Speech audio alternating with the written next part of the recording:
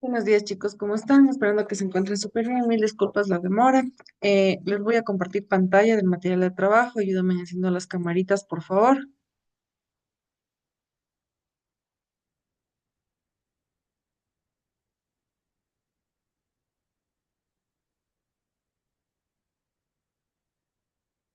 Esperemos un momentito que se pueda visualizar ya.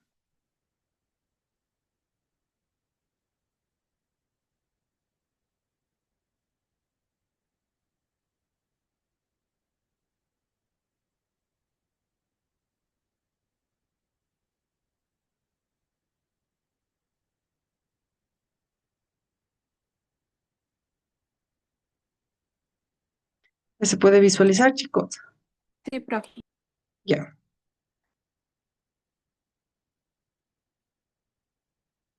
Dame un minutito, por favor.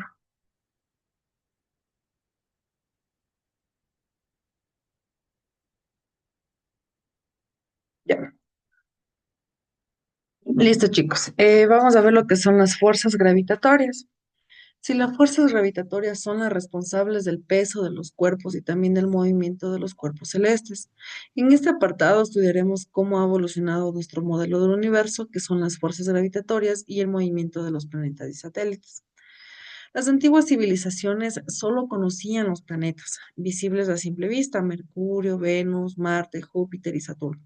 Aparte de la Tierra, la identificaron fácilmente porque, a diferencia de las estrellas que siguen un movimiento regular de este a oeste, noche tras noche, la posición de los planetas varía cada noche. Normalmente los planetas se mueven de oeste a este con respecto al fondo estelar, pero a veces su movimiento se hace más lento hasta detenerse. Entonces, durante unas semanas describen un movimiento retrógrado, es decir, que es de este a oeste, para después reanudar el movimiento habitual. Aquí entramos, chicos, a lo que son los modelos del universo. ¿Qué son los modelos del universo? ¿Quién me dice más o menos sospechando qué son los modelos del universo?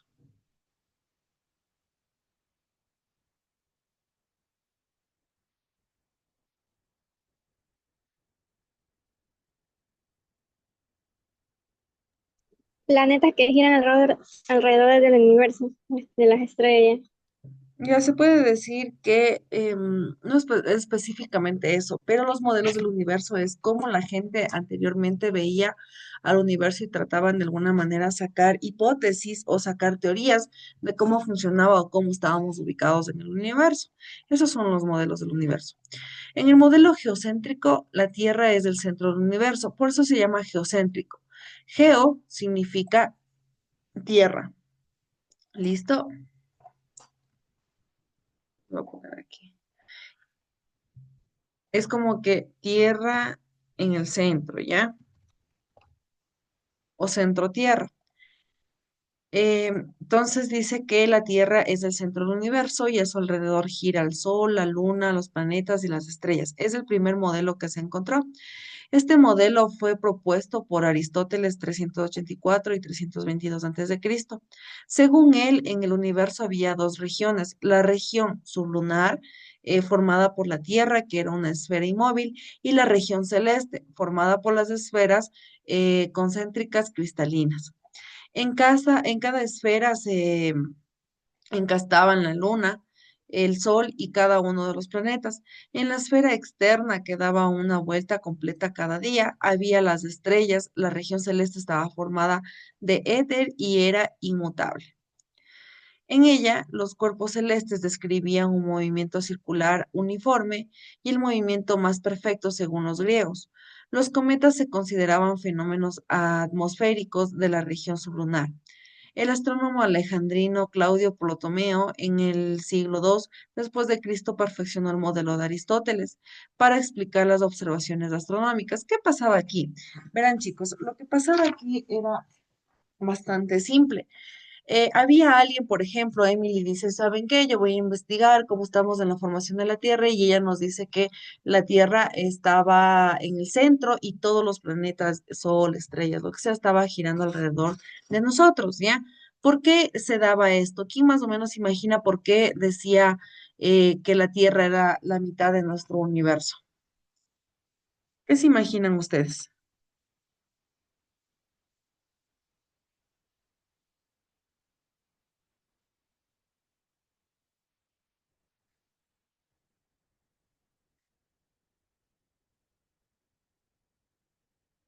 ¿Por qué antes pensaban eso? ¿Qué se imaginan? Pónganse ustedes a pensar como algo lógico, ¿ya? Como un físico que está descubriendo estas cosas.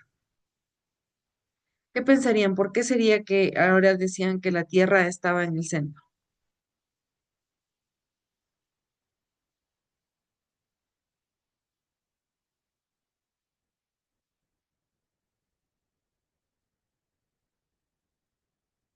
¿Nadie?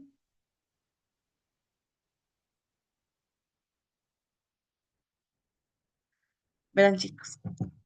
Decían eso porque de alguna manera nuestro planeta se supone que es el más importante del sistema o de la galaxia, ¿ya?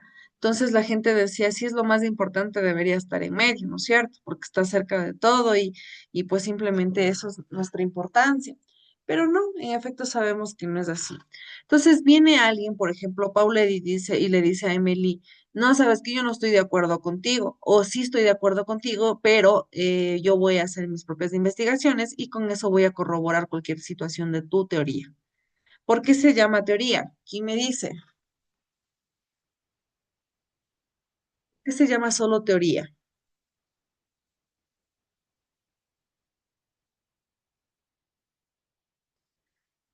Porque no está verificada, chicos. Por eso se llama teoría. Cuando está verificada, ahí se llama de otra manera, pero en este caso solo es teoría. El astrónomo alejandrino Claudio Ptolomeo en el siglo II después de Cristo perfeccionó el modelo de Aristóteles para explicar las observadas astronómicas. Según Ptolomeo, la Tierra era el centro del universo y la Luna, el Sol y los planetas giraban en órbitas circulares que llamamos epiciclos. Ya.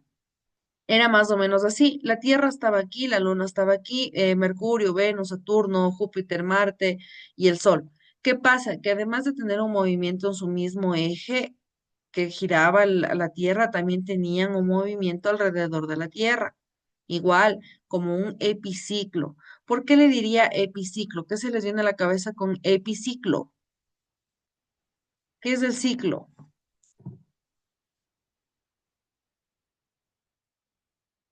Sí, casi me escuchan.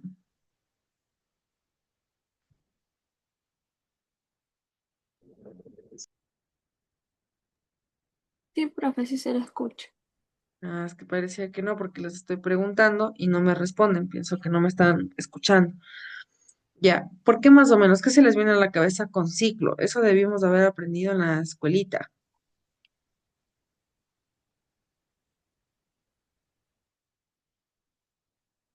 ¿Por qué sería como epiciclo? ¿Qué se les viene a la cabeza con ciclo?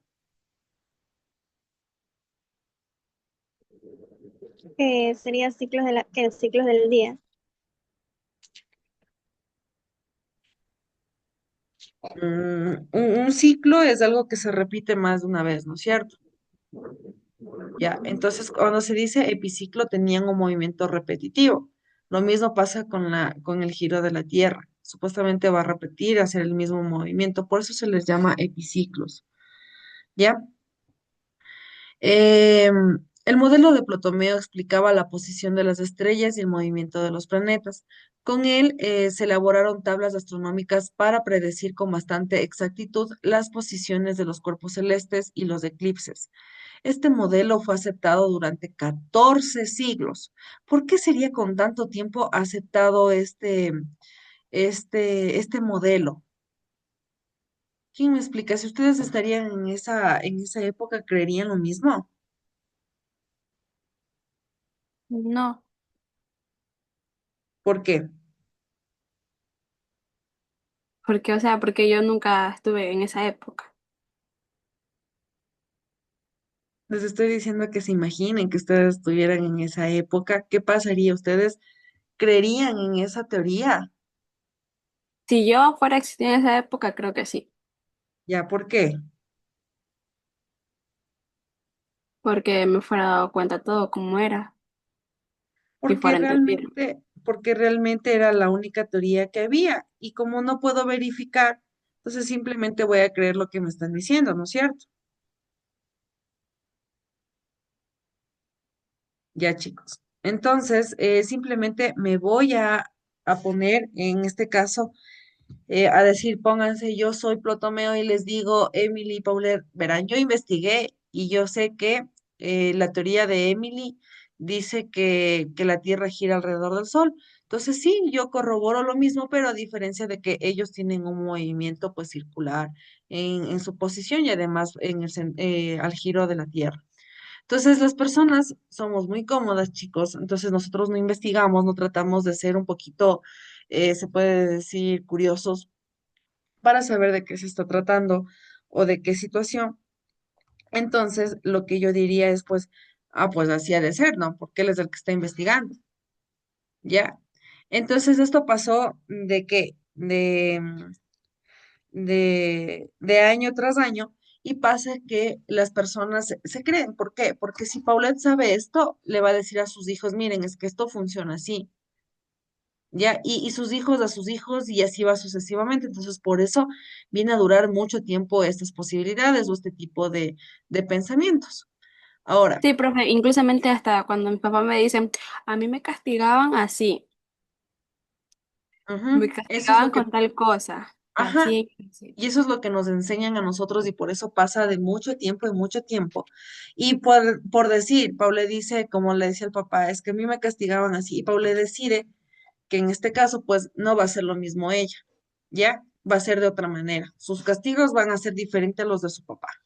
Inclusamente mi papá me decía que él antes, cuando era pequeño, antes de si quiere salir a cualquier, como a hacer, a jugar pelota, qué sé yo, con sus amigos, primero tiene que dejar haciéndolo de la casa y si se fue sin permiso, tiene que esperar, o sea, cuando llegue, tiene que obtenerse las consecuencias. Dicen que castigaban bastante duro. Ajá, entonces el papá de Paulette decía que a él le hacían así, pues él no va a hacer lo mismo y Paulette va a ser diferente. Y esa va a ser la situación. ¿Por qué? Porque si yo voy a repetir lo mismo, ahí se va a crear una cadena, ¿ya? Es lo mismo que pasa en física. Si yo no investigo, va a seguir la cadena de lo que yo sabía de antes, porque a mí me enseñaron de antes, ¿ya? Mis padres me dijeron que era así, pues y simplemente va a ser así. Lo mismo pasa con las personas que investigan. Ya, por ejemplo, ahorita tenemos un modelo, el cual nos enseñaron, y nosotros hasta el momento sabemos solo eso, ¿ya? Pero las personas que no se conforman con tal, entonces van a tratar de investigar y van a saber que van a decir, no, es que de aquí a unos, yo que sé, unos 3, 4 años van a sacar otro modelo. Y de ahí van a seguir con ese modelo y sucesivamente va a seguir hasta que nosotros como humanos sabremos la realidad. Pero recordemos que toda la tecnología, todo lo que hemos visto ahora está hecho por humanos, ¿ya? Entonces, nosotros podemos hacer las cosas o podemos analizar las cosas por algo que los humanos mismos hicimos, ¿ya? Si hubiera algo, un artefacto o personas que realmente fueran de alta tecnología o alguna situación y vieran más allá de lo que el ser humano puede, pues tal vez ahí descubriríamos la realidad. Pero los humanos no somos conformistas. Entonces pasa que algunos de los humanos empiezan a investigar y crean este tipo de modelos, ¿ya? El modelo heliocéntrico. Ya viene otro modelo, a diferencia del geocéntrico. Hasta el momento hemos aprendido modelo geocéntrico, que significaba que, recuerden,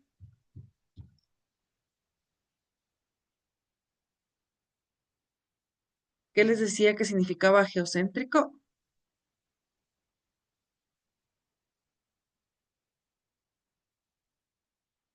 Que yo les anoté.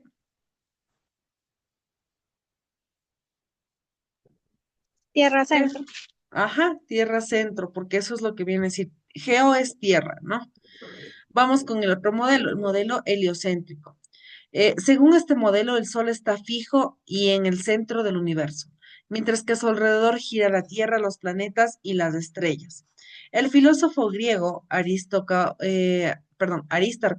de Samos hacía en el año 280 a.C., propuso este modelo que fue olvidado por ser contrario a nuestra percepción. Es como que venga alguien y nos diga, no, chicos, ahora Pues el mismo modelo, el modelo que yo investigué y sé que estoy investigando y digo que Venus está en mitad del sistema solar de la galaxia. Y todos, el Sol y todos ellos estamos alrededor de él. Va a ser un poco complicado creer, ¿no es cierto? Porque nosotros hemos crecido con algo, que es el modelo del universo, que es el Sol, que está en medio y los planetas alrededor. Pero si alguien viene con algo nuevo es muy complicado. Y los seres humanos estamos acostumbrados a que a nosotros nos da miedo las cosas nuevas, ¿ya? Entonces ya lo que creemos y lo que viene creyendo bastante es muy complicado cambiarlo, chicos. El filósofo además de que la Tierra se moviera, se tendría que ver desde dos puntos de la Tierra superficie separados, los paralajes de las estrellas hechos que se observan. Los siglos después del astrónomo y clérigo Polanco Nicolás Copérnico, 1473-1543, buscó una alternativa al modelo geocéntrico que simplificaba los cálculos y al elaborar las tablas astronómicas propuso que un modelo en la Tierra y los demás planetas giraban alrededor del Sol. En este modelo, además, la Tierra giraba en torno a su eje y la Luna giraba en torno a la Tierra. Y la variación observada en brillo de Venus y Mercurio se debía a los cambios de la distancia de la Tierra. Algo así. ¿Ya?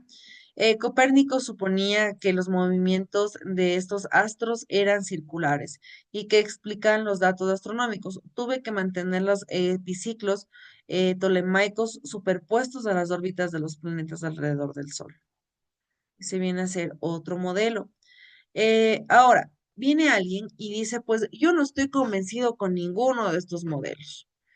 Y si es que yo voy a realizar algo, voy a realizar un artefacto que me ayude a ver cuál de estos modelos es la realidad. Y si no, pues yo me voy a investigar y voy a crear otro modelo. Ahora, viene Galileo y su telescopio. A principios del siglo XVII, el astrónomo y físico italiano Galileo Galilei, 1564-1642, perfeccionó un recién invento de holandeses, que era el telescopio. Empleó este instrumento óptico para estudiar el firmamento. Así pudo observar las fases de Venus, los cráteres, las montañas de Luna, las manchas solares, las estrellas no visibles a simple vista y comprobó que la región celeste no era perfecta e inmutable, como creía Aristóteles. Galileo descubrió satélites que giraban alrededor de Júpiter, es decir, la evidencia de que algunos cuerpos celestes no giraban alrededor de la Tierra. Para explicar sus observaciones, Galileo adoptó, afrentándose a la Iglesia romana y el modelo heliocéntrico de Copérnico. ¿Qué pasa aquí? ¿Por qué tuvo que enfrentarse a la iglesia romana? ¿Quién me dice? En ese tiempo, ¿por qué tenían que enfrentarse a la iglesia? ¿Qué tenía que ver la iglesia aquí?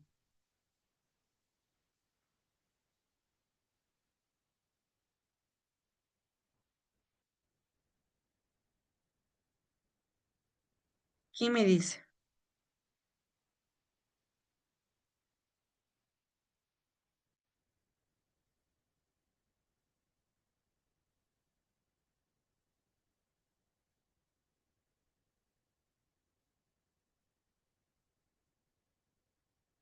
¿Qué tenía que ver la iglesia, chicas?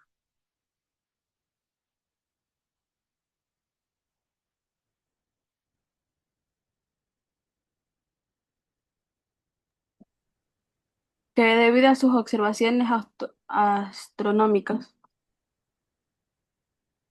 Mm, a ver, la iglesia en ese entonces era como la autoridad de ahora, ¿no? Entonces, lo que decía la iglesia, para ellos era ley. Entonces, la iglesia tenía mucha importancia y al momento de tener este tipo de artefactos a Galileo. Antes eran las personas demasiado cerradas, se puede decir. Entonces, Galileo hizo muchas de estas cosas atentando contra su vida incluso. Entonces, la iglesia tiene que ver aquí mucho porque ellos eran la principal autoridad. La principal objeción que se le planteaba a Galileo era que la Tierra se movía. Entonces, un objeto dejado caer de alto de una torre debería caer al suelo en un punto desplazándola de la vertical, hecho que no sucede. Galileo argumentó que la Tierra y todo lo que contenía describe un movimiento horizontal a causa de la rotación terrestre. Es decir, el objeto se mueve con la Tierra a medida que va cayendo. Este razonamiento coincide con la ley de Newton, que es la ley de la inercia.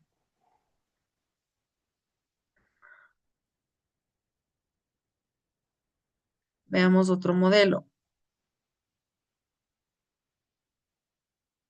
El modelo actual del universo. Veamos qué nos dice el actual. Hoy en día sabemos que todos los cuerpos del sistema solar, incluida la Tierra, se mueven alrededor del Sol. Pero el Sol no es el centro del universo, sino una estrella situada en la periferia de la Vía Láctea.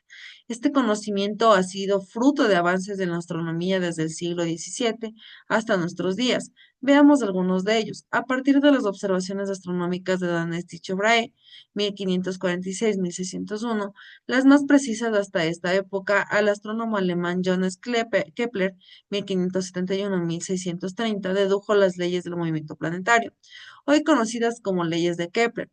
Los planetas se mueven alrededor del Sol en órbitas elípticas, con el Sol situado en uno de los focos.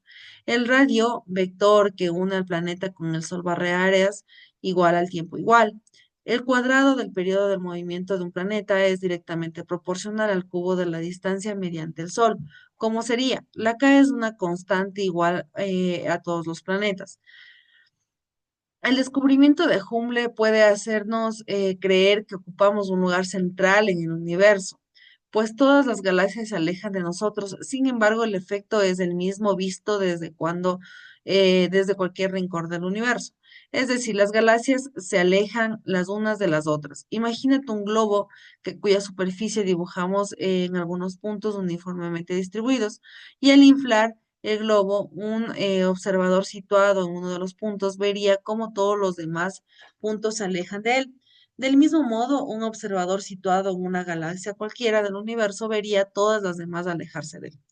En la primera mitad del siglo XIX, la precisión en los nuevos instrumentos de medida permitió medir por fin la paralaje estelar. Así, la concepción geocéntrica del universo quedó descartada. En 1929, el astrónomo Hubble, en 1889-1953, estudió la radiación emitida por las estrellas. Descubrió que el universo está en expansión. Ello dio pie a la teoría del Big Bang. Según esta teoría, al principio toda la materia y la energía estaban concentradas en un punto. En un momento dado tuvo lugar una gran explosión, a partir del cual la materia se dispersó. Posteriormente, las partículas se unieron, dando lugar a átomos y estos a estrellas. En 1965, el físico Pesias y Wilson detectaron la radiación cósmica de fondo. Esta radiación de microondas llega en cualquier dirección en la que observamos el universo. Se interpreta como residuo de la gran explosión y confirma la teoría del Big Bang. Además, la variación de la intensidad de la radiación de fondo indica la presencia de las galaxias. El momento actual del universo es el que más se ha hecho experimentos, ¿no? Y explica, pero no es definitivo. Por ejemplo, no explica el preciso instante del Big Bang. Quedaron como una singularidad de la teoría. En el futuro puede haberse modificaciones según el avance de la ciencia y la tecnología. El origen del Big Bang como origen del universo. ¿Ya?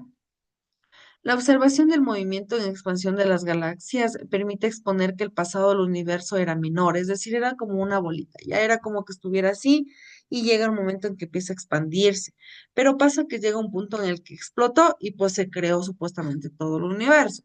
Siguiendo el razonamiento de manera sucesiva, llegamos a la conclusión de que en algún momento toda la masa y la energía del universo estaba concentradas en un punto específico y entonces se produjo una gran explosión a partir de la cual la materia se dispersó dando lugar con el tiempo al universo que conocemos.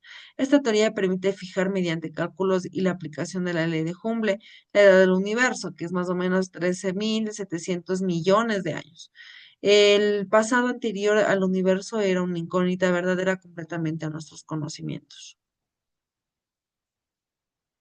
En el futuro del universo. Todavía resulta más inquietante pensar el futuro del universo. La gran cuestión de la ciencia actual es de responder a la cuestión si está en proceso de expansión, es indefinido o si por el contrario llegara un momento en el que la expansión se detendría y comenzaría la implosión del universo. Esta cuestión capital no está todavía resuelta. Según los cálculos de los cosmólogos, si la masa total del universo supera un valor crítico a -1, se produciría una implosión. Si es menor a la masa crítica, continuaría expandiéndose. La dificultad estriba en calcular de una manera fiable la masa real del universo. Algunos cálculos indican que el valor está en el torno de 10% de la masa crítica. Otros calculan un valor que la supera. El principal obstáculo es evaluar la masa de los agujeros negros y su comportamiento. Los agujeros negros. Los agujeros negros o llamados masa oscura representan todavía uno de los enigmas pendientes sin resolver. De acuerdo con las observaciones astronómicas, existen zonas del universo en las cuales no se detectan ópticamente ningún cuerpo celeste, sin embargo, indirectamente se aprecia un efecto gravitatorio muy absorbente en las estrellas que se aproximan a ellas. Dichas zonas reciben el nombre de agujeros negros. La teoría de la relatividad predice que la existencia de una masa de gran intensidad puede atrapar físicamente la luz sin permitir que salga de ella ningún radio. La existencia de este fenómeno no extraña, en consecuencia, las teorías actuales. No obstante, seguimos sin conocer la exactitud de todos los efectos derivados de la presencia de estos agujeros. Nada escapa del agujero negro ni tampoco sale. Eso es con respecto al día de hoy. ¿Tienen alguna pregunta, alguna duda, chicas? ¿Está todo claro? No, profe. Ya, chicas. Entonces, si no hay ninguna pregunta, ninguna duda, pueden nomás retirarse de la reunión. Les deseo un excelente inicio de semana y nos veríamos el día de mañana. Chao, chicas. Gracias, profe, igualmente.